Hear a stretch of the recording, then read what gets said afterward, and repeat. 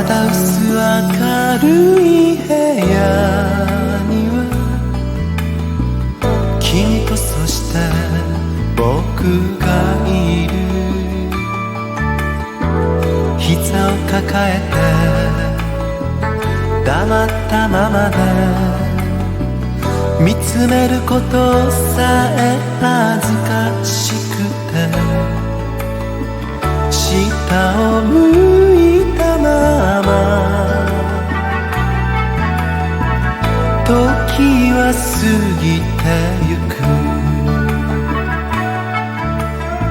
それでも僕にとっては幸せな時、君がそばにいるだけでいいのさ。好きだよと心のささやきが聞こえてるよね、きっと。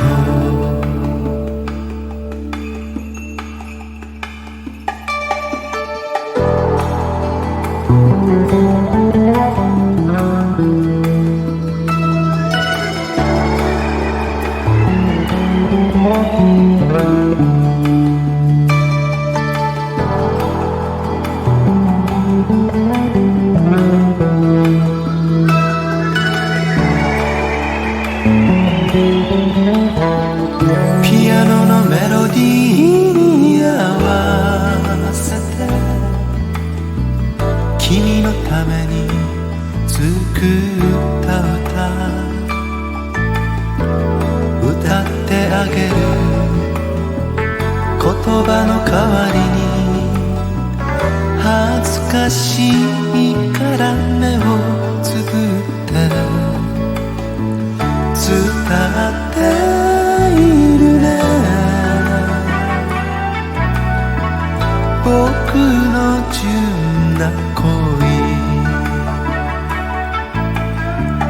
頭の中は空っぽ、君の顔もぼんやり、わずかな言葉さえ言葉にならず、